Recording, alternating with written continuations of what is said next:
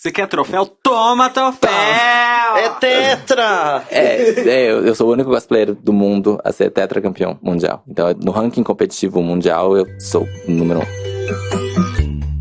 1. Sejam bem-vindas ao consultório do Drag Therapy. Sente-se na poltrona para conversar com a psicóloga Draga da Quebrada, a psiquiatra irmã Mary Poppers e a arteterapeuta Abacaxi. Entre desabafos e reflexões, na próxima hora teremos um dragnóstico.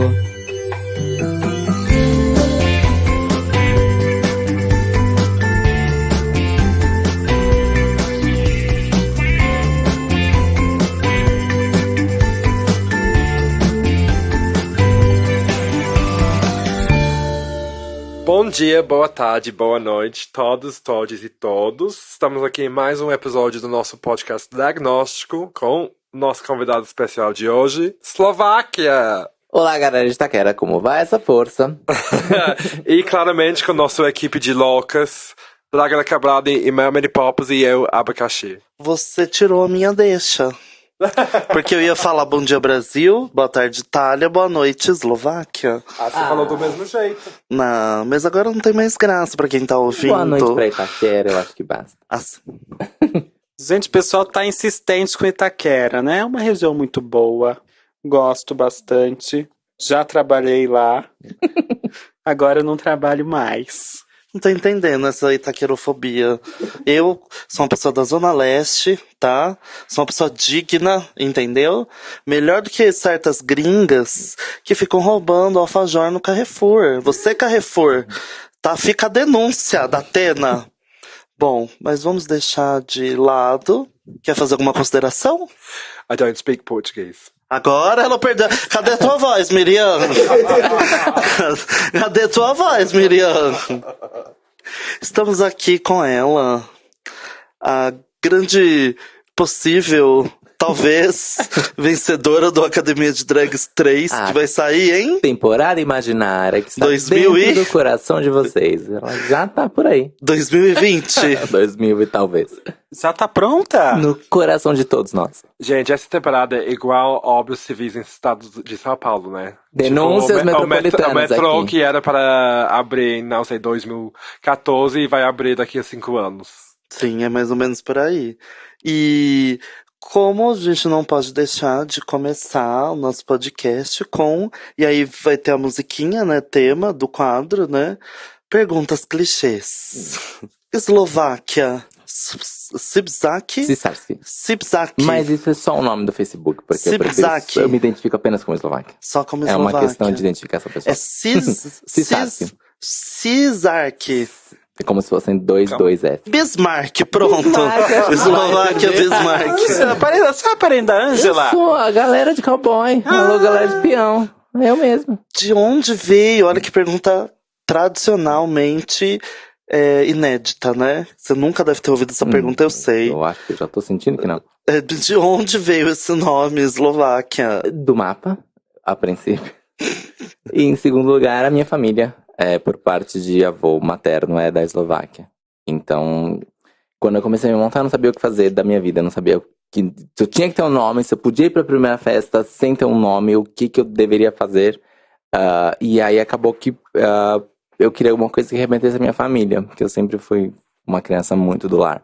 E aí achei que Eslováquia era um nome forte, que era um nome performático, um nome impactante, e achei que dava pro gasto. Bíblico, talvez. Acho que Eslováquia de Jerusalém seria mais Mas tem forte. Eslováquia na Bíblia? Você, Aba, que foi coroinha lá em Londres. É em Londres mesmo?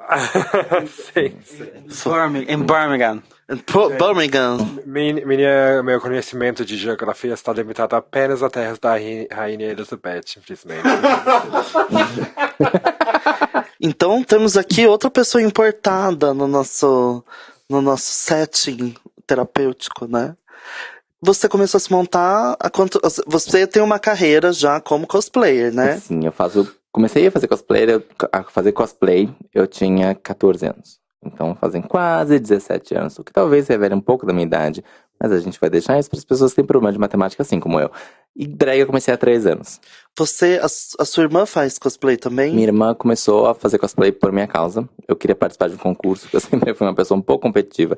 E era um concurso de dupla. E aí eu arrastei a minha irmã pra ir comigo. Falei, você pode ser a árvore, você pode ser o cenário, você pode ser o que você quiser, mas eu preciso de uma pessoa comigo. E aí... Mas ela gosta também, sempre gostou de mangá, game, essas coisas. E ela topou na hora.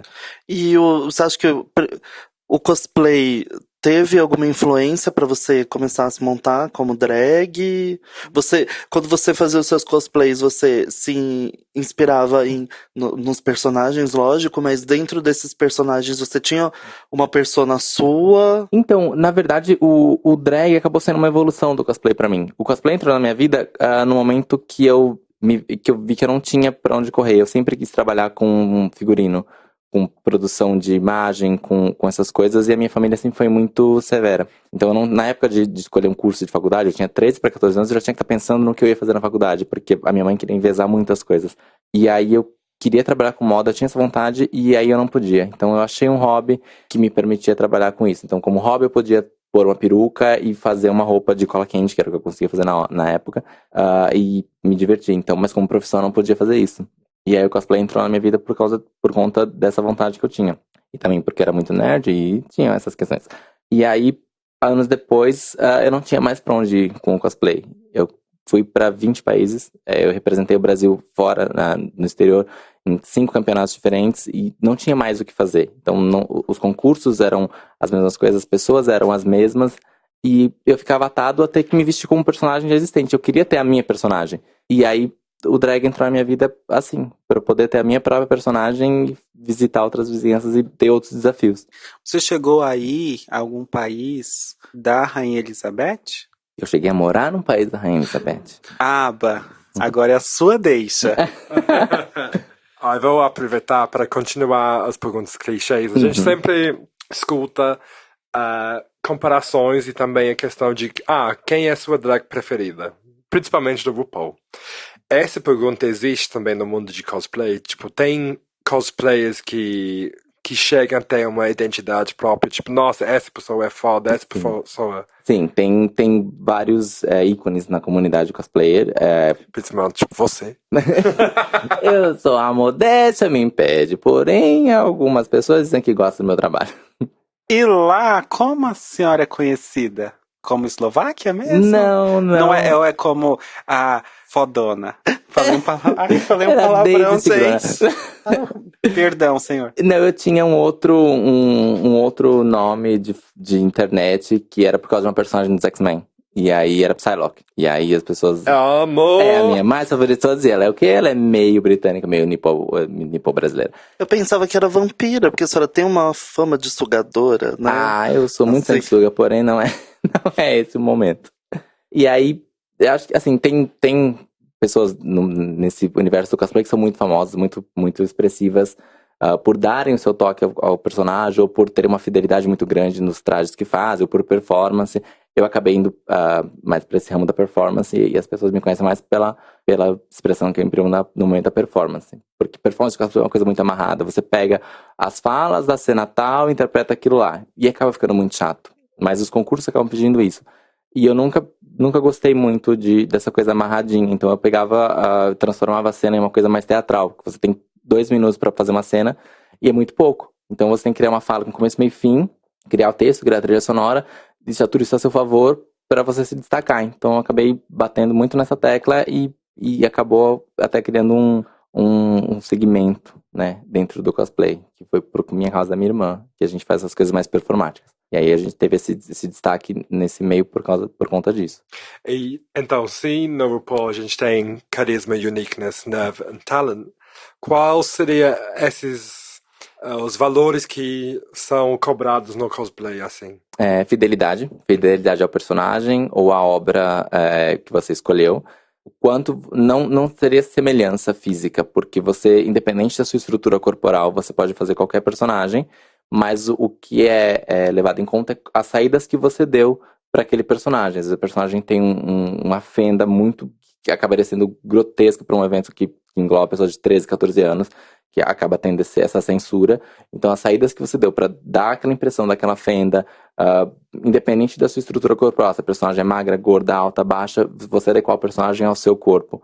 E fazer isso ser o mais semelhante possível. Então acho que a fidelidade, no sentido de você transparecer isso no palco, é um dos quesitos mais pesados no cosplay. E a criatividade no momento da performance. Então eu posso fazer o Smeagol, né? Que não tem nada a ver com a minha estrutura corporal. Mas os traços são semelhantes, não? Passei pra frente, inclusive, né? Vou pensando ainda no universo do cosplay. Como que é, por exemplo, para as pessoas LGBTs que fazem cosplay, para as mulheres que fazem cosplay, que eu imagino que ainda deva ser um meio bastante machista. É um meio... Eu queria ter palavras melhores, mas é um meio péssimo. É extremamente misógino, é extremamente machista, é extremamente cabeça fechada. Apesar, assim, todo mundo está com uma peruca e um panquecão na cara. Porque a maquiagem se resume a um pancake e um lapisinho no olho. Até hoje, as coisas estão um pouco melhor, mas a maquiagem do cosplayer não é lá essas coisas ainda. Mas tá todo mundo no mesmo barco, mas, assim, um garoto fazendo cosplay de uma personagem feminina é um tabu. Uma garota fazendo cosplay de um personagem masculino não é um tabu. Tem essa questão. Mas eu não sei, acho que também cultural japonês, porque a questão do kabuki, que era o homem se vestindo, fazendo todos os personagens, mas isso aplicado à mulher. Isso lá é permitido. Mas um homem fazendo um personagem feminino é muito mais mal visto do que o contrário. E você sofre muito preconceito. É um público que não tá nem aí com nada. Geralmente são adolescentes de 15 até uns 18, 20 anos que não tem uma estrutura tão aberta quanto o meio LGBT que a gente frequenta. Quanto de punheteiro alienado. Exato, eu estava tentando programar as bonitas que não fossem queimar na boate do cosplay, porém, resumindo, é isso. Gente, nem todo mundo é assim no cosplay, vocês estão ouvindo, a né? gente tá deixando claro o que Senão amanhã tem vários Pikachu correndo atrás de mim depois. Mas é interessante levantar esse ponto, porque assim, se incomodou é porque alguma coisa foi dita, entendeu? Então eu acho que é um ponto a se pensar. Eu tenho feito palestra sobre inserção LGBT no meio geek. Eu dei essa palestra em Houston agora, nos Estados Unidos, no começo desse ano.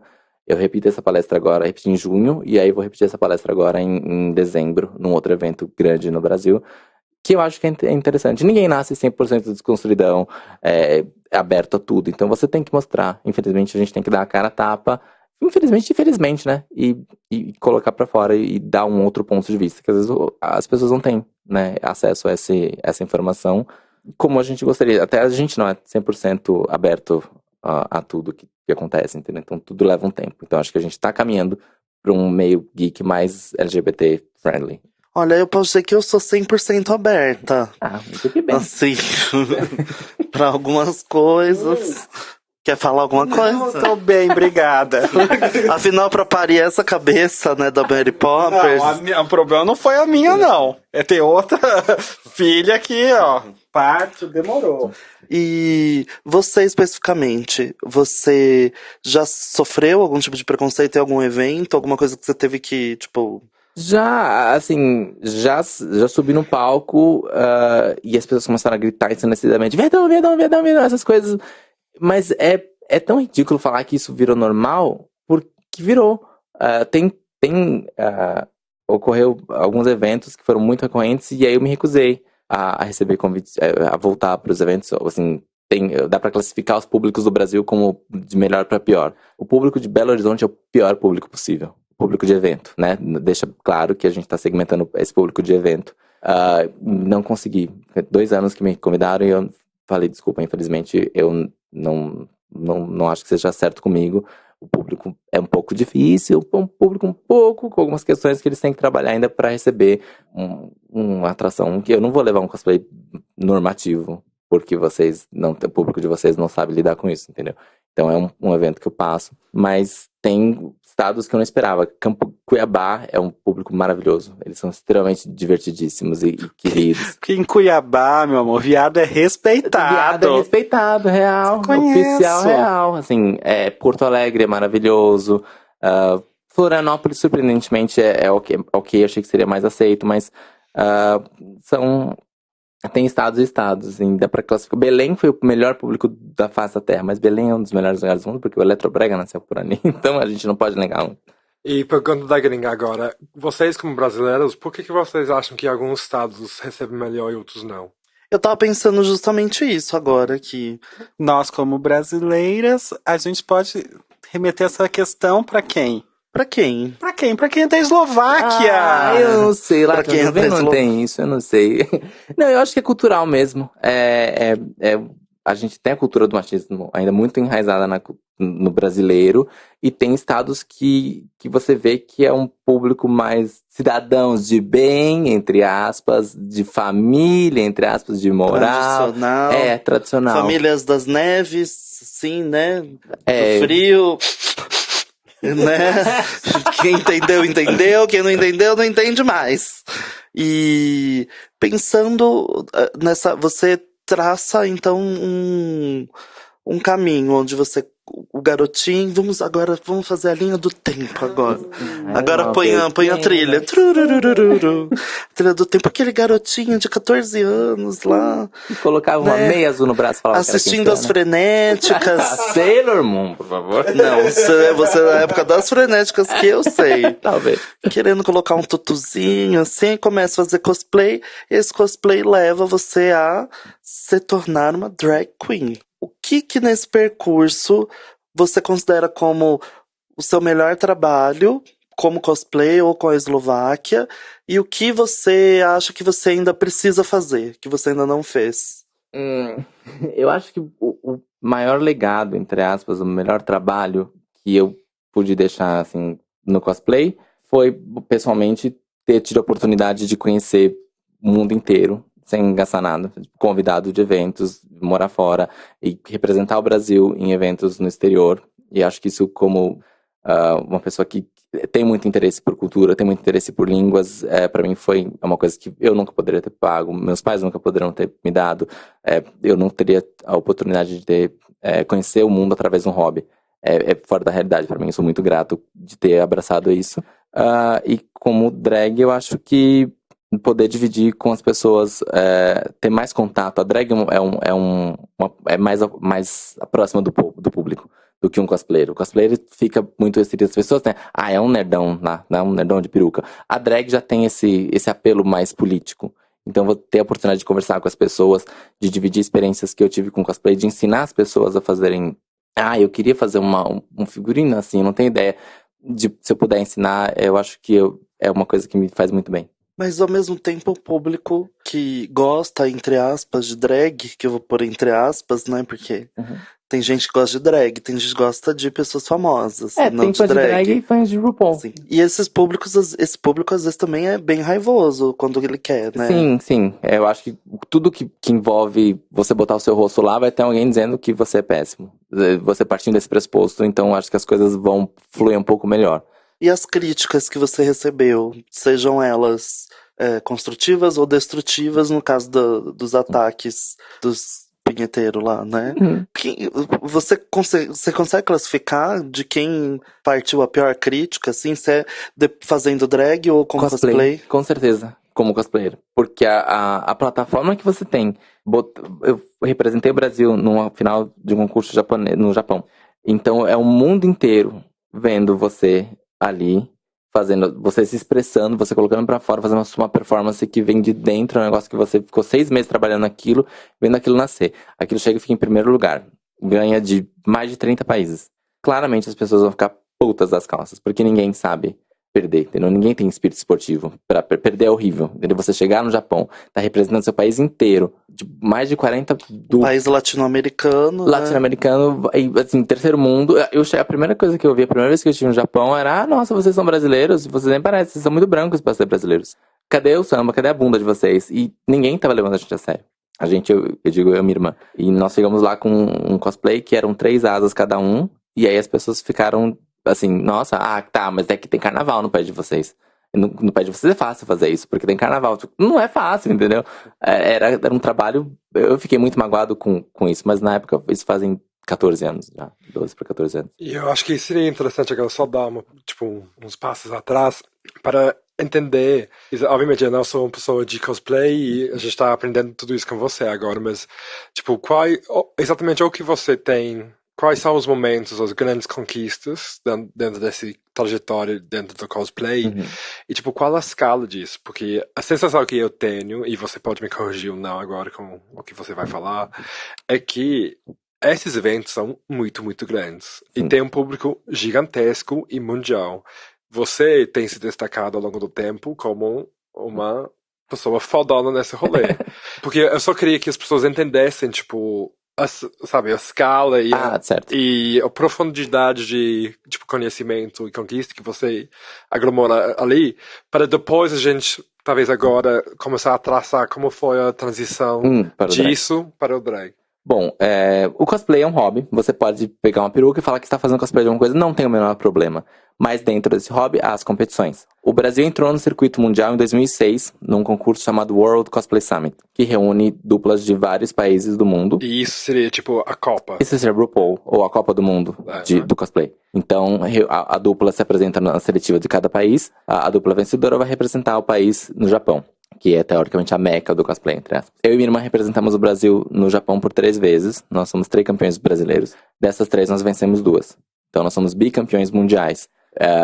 Atualmente participam mais de 40 países desse campeonato. Países de todos os continentes, da Oceania até a África, Europa, todas as Américas, a Ásia, e de Filipinas até, sei lá, Nicarágua. E quantas pessoas têm vencido mais que uma vez?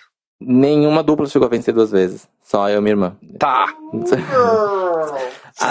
Além desse concurso, eu participei de outros 2 mundiais. E eu venci os outros 2. Então... Você quer troféu? Toma troféu! É tetra!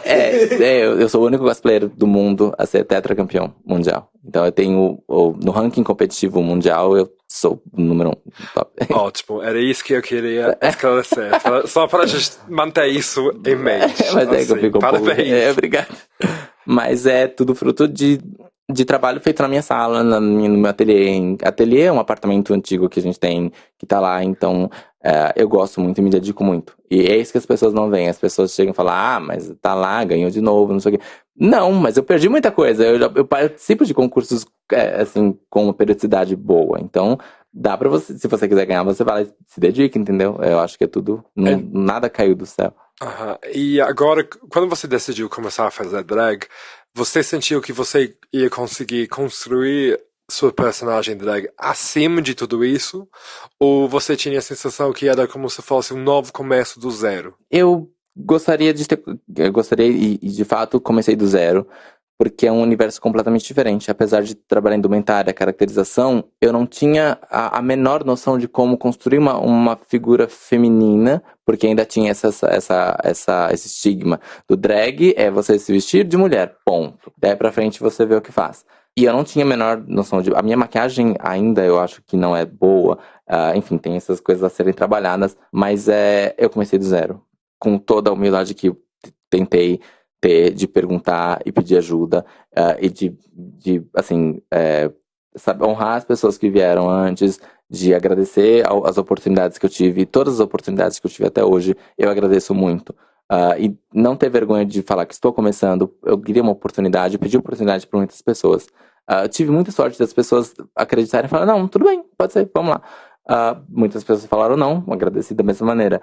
Mas eu acho que a única coisa que o cosplay pode ter facilitado seria já estar em contato com indumentária, com caracterização. Mas eu comecei do zero absoluto. E agora que você tem quantos anos você está se montando agora? Há 3. Há 3 anos.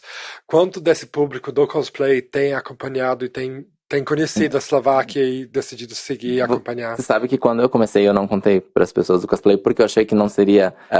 eu achei que eu teria muita dificuldade de lidar com isso. Mas tem sido uma recepção muito, muito boa. Então a maioria das pessoas que me acompanhavam no cosplay acompanha no drag. Até a página que eu tinha como cosplayer, quando eu comecei a montar, tinha 7.000 e poucas curtidas. E aí agora eu acabei colocando a drag lá. Porque não dá pra separar. Chegou num ponto que eu não consigo ter 3 personas, o Maurício, o Maurício cosplayer e a Eslováquia. Então, Amiga, tenta ser virginiana e depois eu te conto sobre separar personalidades. o meu ascendente é em virgem. Desculpa. E aí eu acabo tentando organizar as coisas e não consigo. E aí me dá uma angústia muito grande. Então eu falei, vai ser o Maurício e o Maurício Peruca. Ponto, vocês lidem com isso. Eu amo. Só tem uma coisa que eu não entendi, Aba, na sua fala, porque você disse que você não é do mundo do cosplay. Isso não é verdade, né? Porque você, toda vez que você se monta, você fica a cara daquela Gremlin fêmea. E eu não entendo. É isso mesmo, isso sempre foi meu objetivo. E não nego isso a ninguém. Então você acha que a Aba já pode concorrer no circuito mundial, Acho que tá né? É verdade, cadê minha coroa? A coroa tá aqui do seu lado. Será que ela entende a piada? Entendi. A coroa. Até perdi a pergunta agora, gente do céu. Sumiu agora. E Mary Poppins, você se identifica com a classificação de coroa? De que caruã? Coroa. Caruã. A gente começou a falar de Japão, concurso do Japão. Aí a Aba falou, você se identifica com a classificação de Caruã? Eu falei assim, gente, será que eu aprendi essa classificação no convento? De Caruã? É coroa. Tá falando em línguas já. Hanna Macantaravasuya. Alabastura bebê. Isso, o bebê é sempre bom. Coroa, eu identifico a draga como coroa. É isso. E Nossa Senhora também usa coroa. Então, será draga Nossa Senhora? Pode ser. Fica a pergunta no ar, né, pras pessoas. Depois a gente faz a enquete com nós. A gente faz a enquete. Então votem aí na enquete, depositem dinheiro na minha conta, né? E aí é isso, eu posso a coroa de qualquer um. E, gente, vocês me fizeram perder as perguntas agora. Não, você só fez uma coisa errada. Não sei se você sabe. Provavelmente sei. O quê? Não sei, Você ganhou de mim na seletiva da Academia de Drags. Mas aí não deu em nada. Então por isso que não deu em nada. Eles pensaram, olha, se ela não ganhou... Se ela não ganhou... E o Academia de Drag sai ou não sai? O Academia, assim, não tem informação nenhuma relevante sobre isso. Eles estão em busca. Se quiserem patrocinar a Academia de Drags, podem entrar em contato comigo, com a Silk, com o perfil da Academia de Drags, porque eu acho que a questão na verdade, é o incentivo mesmo, é a falta de patrocínio. O que é muito triste ver um projeto legal desses minguar dessa maneira, mas... E se a gente pensar em reconhecimento, eu acho que o cosplay tem um reconhecimento maior do que o drag? O cosplay é mais segmentado. O drag é uma coisa muito mais abrangente, até pelo boom do RuPaul. A gente, por mais que goste ou não do show, tem que se reconhecer que houve uma glamorização, uma popularização do drag. O cosplay fica mais segmentado, esses jovens malucos colocam suas peruquinhas interpretando personagens. É uma coisa mais... não tão bem vista, eu acho. E pensando no nosso objetivo aqui, que é diagnosticar a senhora, né? Como é que foi essa transição, então, de tetra, mundialmente conhecida, pra começar do zero no mundo drag? Essa transição aí do super, hiper, mega blaster tetra para alguém que está dando seus passinhos agora no mundo drag. Como é que foi isso para você? Eu achei, na verdade, muito bom, porque eu vejo, quando eu comecei a fazer cosplay, comparando os começos, né, os inícios das duas trajetórias, eu era muito imaturo, era da idade, eu tinha 13, 14 anos, e arrumava encrenca por qualquer coisa, vi que perdi oportunidades por talvez não ter sido tão flexível, então começar uma trajetória nova num meio similar, já com a experiência do que não fazer e talvez do que fazer, eu me senti muito mais tranquilo. Aí falei, não, vamos lá. E assim, a Eslováquia é muito mais leve do que você fazer um cosplay, porque nem sempre você tá competindo, né, como drag. O cosplay chegou num ponto que não tinha graça mais você ir pra um evento pra ficar andando. Há muito tempo atrás tinha graça de fazer o cosplay e ficar tirando foto. Hoje eu não tenho mais o que fazer nesses eventos. Os eventos são muito mais voltados para um outro público que não é mais não sei se eu faço tanta parte. Então, a competição já não tem graça, o evento não tem graça, o ensejo do drag já é mais prazeroso. E quais foram esses aprendizados que você trouxe para o começo da sua carreira drag? Ser mais flexível, menos explosivo. aceitar que muitas vezes você vai ter que engolir o famoso sapo pra chegar em algum outro ponto da sua carreira. Eu arrumava encrenca por qualquer coisa, arrumava encrenca no set de casa. E isso é com produtor, com concorrentes? Com tudo, porque pra você achar crítica pro seu trabalho é muito fácil. Pra você, eu me abalo de verdade, assim, eu fico chateado. Eu tento não levar as coisas não pro pessoal, mas não levar tão a sério. Mas podem ter 500 pessoas falando uma coisa maravilhosa, coisa linda, aí vem um falando, mas isso é horroroso, e aí é aquele um que vai ficar. Eu sei, é triste, porém é uma realidade que eu começo a aceitar. E na época o cosplay rebatia, e aí ficava aquele bate-boca que não leva a nada. E as pessoas, porra, foi lá e ganhou o Mundial, entendeu? Você não tem que se preocupar com isso. A validação que você precisava, você já teve, garoto. E aí hoje, não buscar essa validação em cada momento, então acho que foi um dos maiores aprendizados que eu tenho, ter a minha própria validação ali momentânea.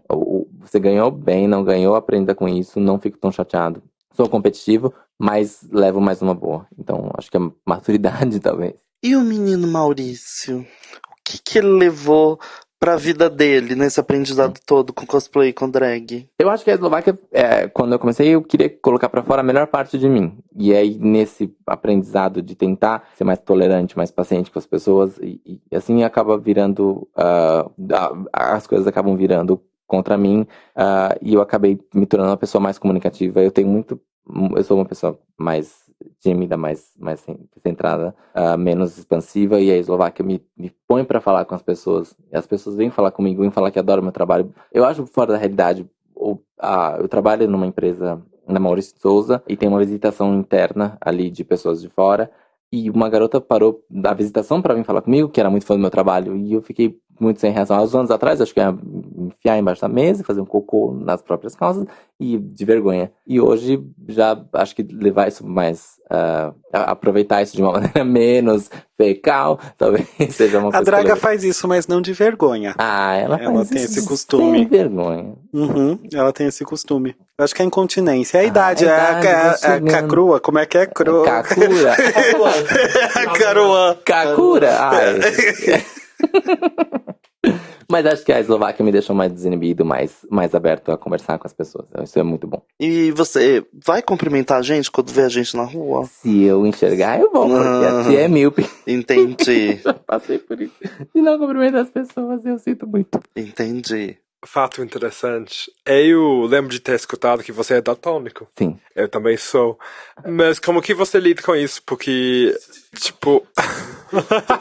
Ficou tudo mais claro pra mim agora, gente. Mas não para nós. Mas, exato, o que a Mary Poppins está falando é mais ou menos certo, porque, obviamente, para mim, usar cores que não combinam, que são gritantes, faz parte do que eu quero alcançar. Então, para mim, eu não tenho que me preocupar com isso, porque quanto mais fake fica, melhor.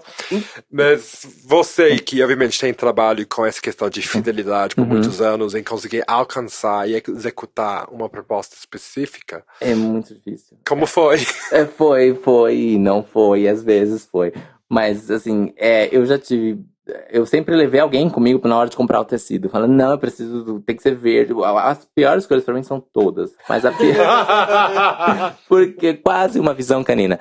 Porém, não sei. Aí, eu já comprei tecido errado, comprei tecido cinza achando que era verde. E a mulher na loja falou que era. Eu já levei um roxo, o negócio também era verde.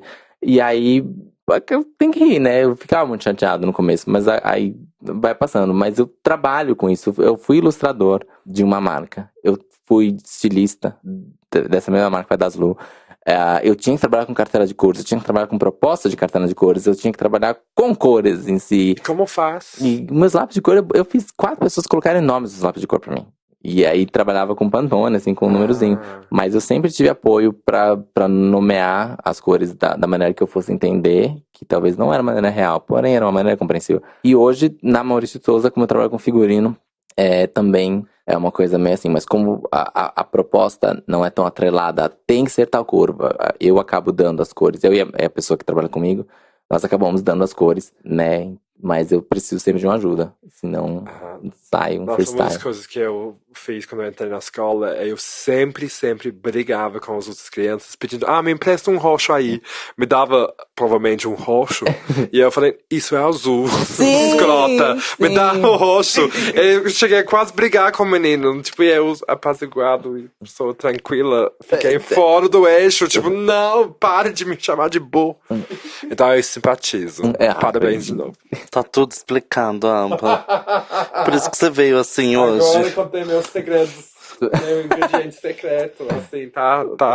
Fala no microfone. Agora meu segredo tá fora, tô no ar. Agora não vai ter mais mistério sobre o estilo da aba. Seu ingrediente secreto. É doença mesmo. É uma doença. E pra descontrair um pouquinho, se a gente fosse hoje fazer o Academia de Drags lá na Rede Globo, quem que se você pudesse escolher algumas drags pra participar do programa com você, quem você escolheria? Quem que você acha que são as melhores drags da atualidade? Quantas vagas? 10, 1 por 10? 10 vagas. Então, além da senhora e de nós 3. Certo. E a Então, Silk, que infelizmente Sim, também tá. Então cai pra 2. Então, pronto. Não, 9 além de fora. 9 fora são 6. Seis. Sou ruim de conta. Vocês têm que me ajudar. São 5? Não, são 5. 5. 5, tá. 5. Eu colocaria, sem dúvida nenhuma, a Lamona Divine, que é um amorzão que eu tenho e tive a oportunidade de conhecê-la pessoalmente e bateu muito santo. Eu adoro a Lamona e o trabalho dela é maravilhoso. Alma Negro, eu acho fantástico, o trabalho dela não tem comparação. Deixa eu ver. A Amy Candy, que acho incrível também. Nina Codorna, né, tá no Q3, né? 3, isso. No 4, já foi 4. Nina Codorna e Yanti do Rio de Janeiro. Ah, Yanxi, Ela é maravilhosa. sim, é maravilhosa. Acho que são as minhas 5 do coraçãozinho, assim. E quem iria ganhar? Eu. É bom acreditar, acredita. O brasileiro, gente, ele acredita. Eu cheguei no Japão acreditando em mim mesmo. A gente pode fazer mais perguntas clichê? Pode. É uma que eu nunca tinha feito, mas veio na minha cabeça agora, assim. Eslováquia por Eslováquia. Ai, que coisa meiga. Eslováquia on Eslováquia.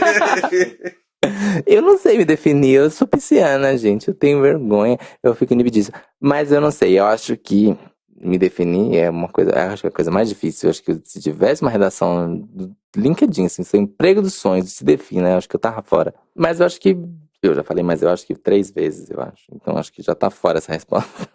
Eu acho que a Eslováquia é a melhor parte do Maurício, que é constantemente renovada. Acho que tá sempre aberta a receber jobs remunerados e receber críticas e sugestões. Então acho que é isso. Acho que é a melhor parte do Maurício, que tem muita coisa pra passar, que teve uma infância complicada e hoje tá se encontrando, talvez um pouco tardiamente, mas tá se encontrando aí com ele mesmo. Então acho que Foi uma pergunta clichê com uma resposta elaborada, viu, é uma gente? resposta complexa. Complexa, tá de parabéns. Dava uma redação de 4 linhas. Dá mesmo. Emprego dos sonhos no LinkedIn. Conseguiu. Emprego. Meu Deus. Conseguiu.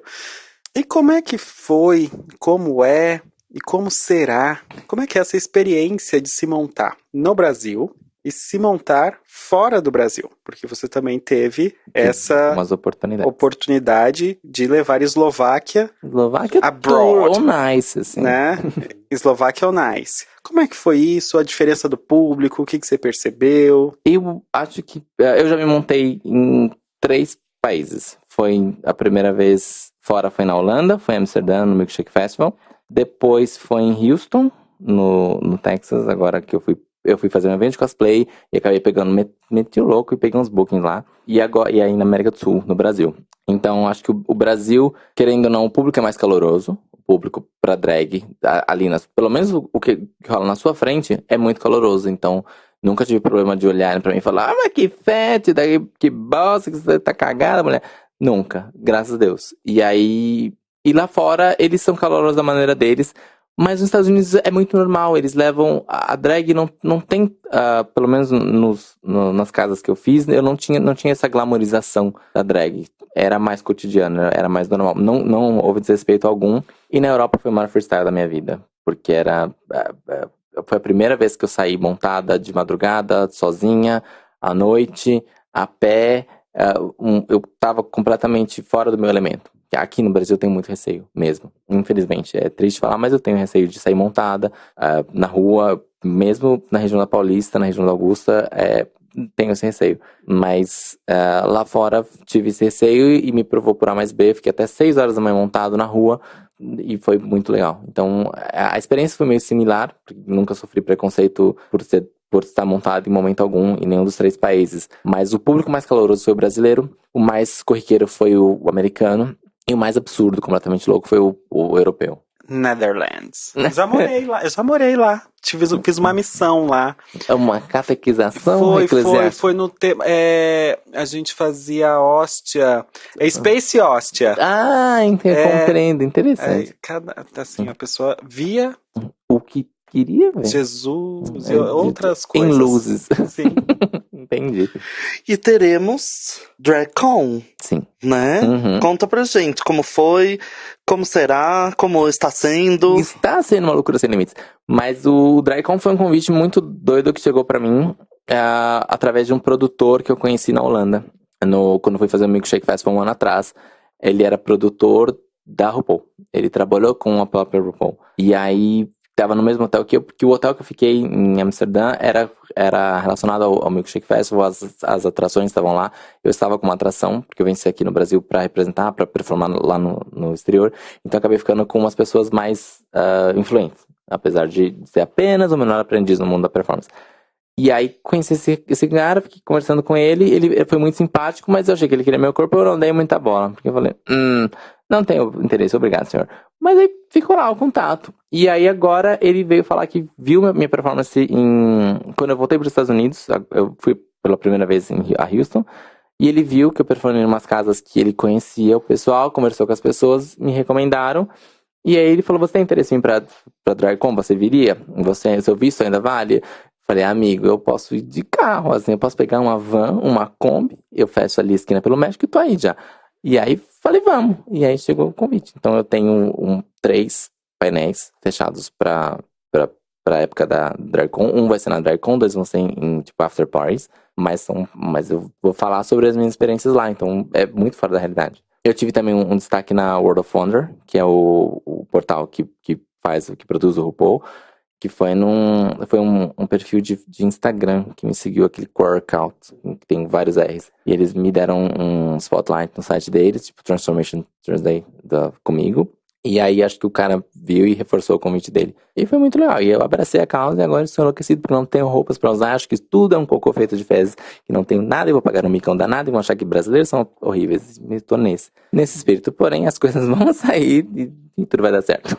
Ela tem uma coisa regredida na fase anal, né? Eu nunca saí da fase anal. Então, é aquela parte da fezes, libera o cocô, não libera, dá o presente pro papai e pra mamãe, não dá. Sim. Né? Aí acabou virando isso. Virou Eslováquia. Pois é. Tetra! Tetra! A Bélgica coloca. Teremos Eslováquia em RuPaul's Drag Race? Ainda não tenho o meu green card, mas eu gostaria. É que só infelizmente restrito a cidadãos norte-americanos. Porém, A oportunidade é quando é que é DragCon? a oportunidade sempre É sai. em setembro? É em setembro. Então, Agora. se esse programa estiver passando em setembro, será amanhã? Será Né? amanhã? Daqui a pouco você... Está sendo. Se esse programa tiver Em sido tempo exibido... real. Quando de setembro? Às vezes a gente vai estar ali perto, aba. É Se 25. de repente vai Você ser, vai estar por lá, linda? vai ser que nem a Academia de Drags 2028. Sim. Não, né? Espero. Uma pergunta que você gostaria de ter respondido pra gente hoje, qual é? Uma pergunta que você havia respondido. Não sei dizer. Eu vinha com o coração muito aberto a responder toda e qualquer sorte de iniquidades, mas... Ok, mas não tem nenhuma que fala assim, gente, as pessoas não perguntaram essa questão que eu vim preparada. Eu tenho uma pergunta. Você só pode escolher um, tá? Se quiser escolher os 3, pode escolher. Gangbang, Bookcake ou DP? Eu sou uma mulher cristã, de valores morais, a minha família não permite. Viu? Nossas convidadas, elas são De tementes. estirpe temente. Mas, gente, isso é super normal. Todo mundo toma leite pela manhã. Porque não tem Eu sou uma opção de intolerante. todos em cima. Todos em cima. Não tem essa resposta em enquete. Todos em cima. Agora que eu entendi. Seriam todas as anteriores. Sei. Todos em O Agora, mas todos em cima entraria. Acho que deu no pra- contexto ficou bom. Tô buscando esse contexto. O coração da Eslováquia, como está? Tá Eu- preenchido, tá abandonado, tá despedaçado, Está tá preenchido. caído. Não, está preenchido. Está preenchido. Com líquidos. Não, eu namoro já tem quase um ano agora. Tranquilo. Essa pessoa também já virou árvore de uma performance sua? Ele virou mais do que a árvore de minha performance. Meu namorado não é drag.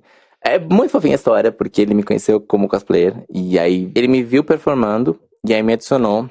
Isso foi quando eu fiz Priscila com a Courtney Act, há alguns anos. E aí, eu fiz Florence, que é uma coisa que eu gosto, uma performance que eu gosto muito, uma cantora que eu gosto muito, e ele é fã de Florence também. E aí me adicionou, e aí seguiu no Instagram, e aí eu segui, mas na época eu tava em outro relacionamento, nunca dei muita bola. E aí, quando acabou esse relacionamento, eu saí e falei, vou ter o meu ano sabático, nada mais importa. E aí eu vi um garoto numa balada e eu achei que era ele. E aí eu fui falar com o garoto. E não era ele. E aí depois eu tava um pouco alcoolizada. Eu não bebo, mas aí naquela época eu estava no meu ano sabático. Eu não bebo, eu estava no meu ano sabático. E aí eu fui falar com ele e falei, acabei de ver um cover seu. E aí a gente começou a conversar. E aí, enfim, engatou o namoro. E ele performou comigo.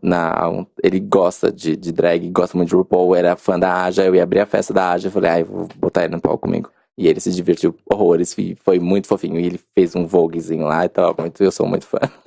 Arrasou. E você falou que você morava na Inglaterra, né? Uhum. E como foi isso? Quando foi?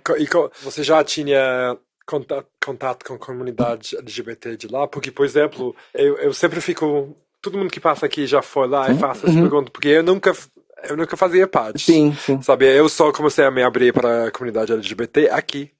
Então é muito engraçado conversar com, tipo, você e a Areta, a Mina também, que é amiga minha, tipo, foi para lá. Saber como é Então, essa experiência de vocês lá. Na verdade, eu não tive contato com a comunidade. Eu fui à Inglaterra 3 vezes. A primeira foi por um concurso concurso de moda que eu ganhei na faculdade. E aí, a primeira uma viagem pra lá, pra conhecer as instalações da UAL, da University of London. E aí eu conheci, aí fiquei encantado e aí voltei. Aí depois eu fui convidado de um evento, chamava MCM Expo, a London Comic Con, a Comic Con de Londres, pra ser jurado da Copa Europeia de Cosplay, pelas coisas que eu tinha ganho no cosplay. E aí nisso eu fiquei na casa de um amigo brasileiro, que não é LGBT, mas é um amigo de um tempão já. Fiquei na casa dele, e aí voltei às instalações, e a terceira vez que eu fui pra fazer um curso lá na Universidade de Londres, mas eu não tive grandes contatos, eu não saía, eu não me montava ainda na época. Eu estava em vias de começar a me montar, estava ensaiando pra começar, mas tinha aquele receio de não saber o que fazer, não saber que roupa que eu fazia, o que eu comprava. E os primeiros pincéis de maquiagem que eu comprei foi na Topshop da Oxford Street ali. E aqueles pincéis normais de maquiagem, e achei que dava e de fato Mas deu. tendência, amigas. Topshop é tudo. Ou seja, só ficou no chat do Yahoo, né? Só fiquei lá. Nem aplicativo, eu nunca tive muito saco. Naquela aplicativo. época não existia, Não né? existia. O pior é que não existia mesmo, eu acho. Mas, por exemplo, taxista sempre me pergunta o que eu estou fazendo no Brasil, por que não vou embora, por que não fico lá, porque é maravilhoso lá. Você, agora, com toda essa experiência que você já teve, tem uma cultura que você já conheceu, que você realmente gostaria de passar mais tempo lá? E como que você hoje enxerga São Paulo e também Brasil, no geral, como um lugar para você morar e desenvolver seu trabalho? Eu tenho um ponto de vista muito triste com relação a isso. Eu enxergo muita tristeza, porque a minha cidade é um lugar que eu gosto, que eu amo muito, e não gostaria de dizer que trocaria, mas trocaria, de fato, porque para conseguir esse freela nessa empresa que eu estou, eu fiquei quase 3 anos parado, sem conseguir trabalho. E assim, eu sei que não sou, não querendo dizer que sou o melhor profissional do mundo, mas sei que não tenho um currículo ruim. Eu falo 7 idiomas, eu moro em 3 países, eu tenho uma carga eu tenho 2 faculdades, então, e com esse currículo eu não conseguia um emprego besta, assim. Então, foram 3 anos muito difíceis para mim. Consegui agora e não é certeza que continuo com eles depois dessa temporada dos musicais, porque eu faço figurino pros musicais da Maurício de Souza. E assim, é muito incerto. Então, se eu conseguisse algo lá fora, os meus amigos que moram fora falam, você tá perdendo muito tempo aí, você tá dando morro em ponta de faca. Mas eu também não vejo esse mar de oportunidades na Europa, na Ásia, na América do Norte. Então, acho que de mal a mal, todos os lugares estão complicados, eu não vou trocar o incerto pelo mais incerto. Então, é triste ter esse panorama no Brasil, mas é o que eu vou tentar até onde der. Teve um dia que a água da descarga rodou ao contrário, aí criou essa crise mundial. Encarquilhou. Encarquilhou tudo. O que você falaria hoje pra uma menininho, uma pessoa, uma pessoa que quisesse começar a fazer cosplay e pra uma pessoa que quisesse começar a se montar? Acho que eu diria a mesma coisa pros dois. Acho que faça por você mesmo. E divirta-se. Então, enquanto o cosplay é um hobby, ponto. O drag você pode enviesar para qualquer área, para trabalho, para ativismo, para militância, mas para podcasts. Mas engraçado, você levantou várias questões interessantes no cosplay, mas o cosplay também não pode ser uma plataforma de militância? Pode, não pode, não, de fato pode. Mas não é tão bem visto. Não, o salto não é tão fácil como no drag. Que o drag em si já traz essa carga de militância, porque você já é tetracampeã, né, meu amor? Se você É tetra! Você pode chegar lá em Minas Gerais, cagar na cara de todo mundo e falar, eu sou tetra. Mas assim, a carga do cosplay é mais hobby. O drag, por ser uma coisa... houve a segregação e por ser muito próximo do trans, da questão de sexualidade, da questão de gênero, da questão de identidade, já traz uma carga um pouco mais séria do que uma coisa que são adolescentes malucos de 18 anos colocando perucas na cabeça e se divertindo com adagas na liberdade. Então acho que eu diria que faça por você mesmo, divirta-se, enquanto parar de ser divertido, então dá uma freada. Talvez seja porque, a princípio, a arte drag é transgressora, né? Sim. De certa maneira. É o desfazer gênero para refazer de novo, ou é cruzar também os símbolos que a gente usa. Enquanto o que você faz no cosplay tem isso. Sim. Porque você falou que um menino se vestir de uma forma feminina é tabu no cosplay. Exato. Então, como você falou, de criar um segmento de performance, você também talvez ou já abriu portas para isso acontecer mais. Mas não necessariamente implica que você, como cosplayer, vai ter que seguir esse caminho. Como Exato. drag, de fato, você tem... Já de cara... Você tem que se desconstruir um pouco mais. Ótimo.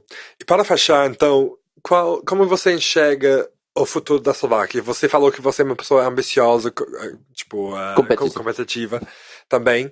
Então, quais são, assim, as metas para os próximos, 3 anos, 10 anos? Eu queria poder, de fato, trabalhar com a Eslováquia.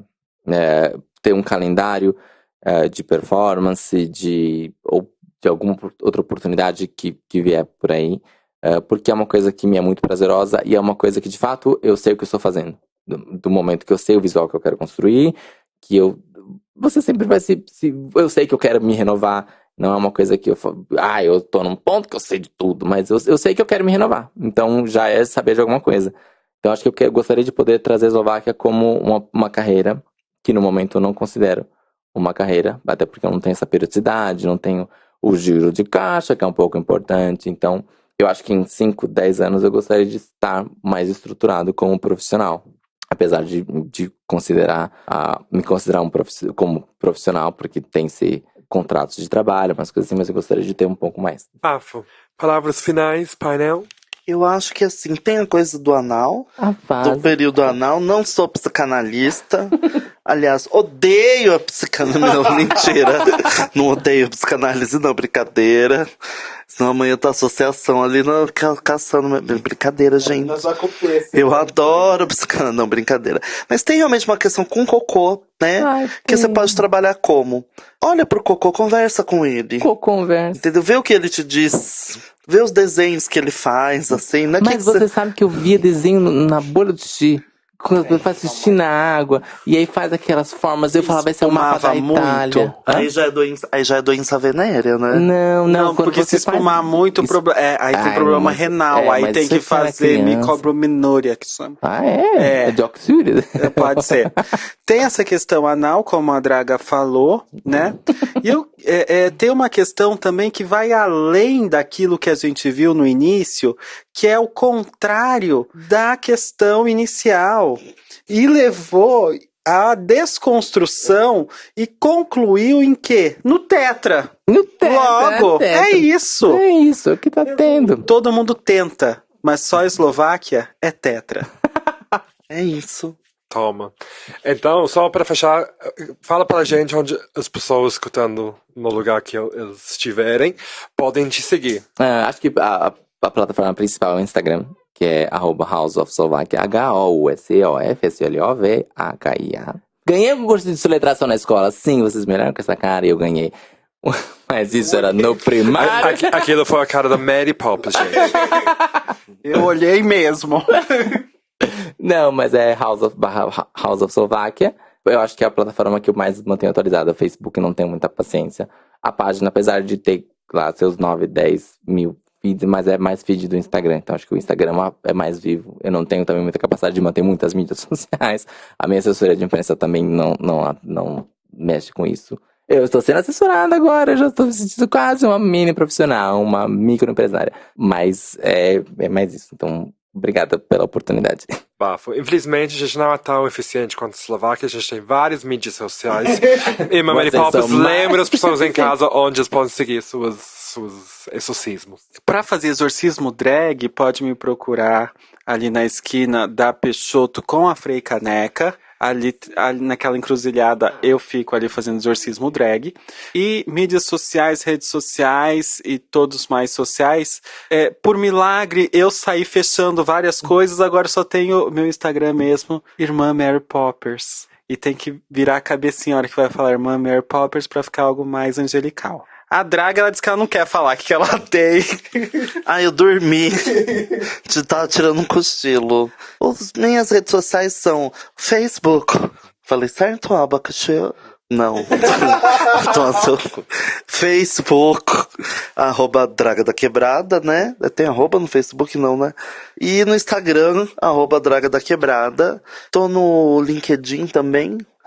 Draga. Não, no LinkedIn eu ajudo. Tem umas pessoas que colocam uns objetos no ânus, elas têm dificuldade de tirar. Então, pra não ir ao hospital, elas me contratam. Tá? Então, vocês podem ir no LinkedIn, @Draga da Quebrada. Tô lá, eu e o meu. Como é que chama? Negócio. O pé de cabra? O desentupidor. E eu, a Binha, você pode seguir pelo Instagram também, @DragVentures. E, por favor, não deixe de seguir principalmente o canal do nosso podcast Diagnóstico aqui. O jeito mais fácil de achar é simplesmente procurando Drag Therapy naquele espacinho de pesquisa e você vai achar a nossa continha com a pílula azul e rosinha. Obrigado mais uma vez, Eslováquia. Eu que agradeço, de verdade. Obrigada, amiguinhos aqui. Até a próxima. Por hoje, o nosso tempo de atendimento acabou. Não deixe de retornar para o próximo episódio do Dragnóstico.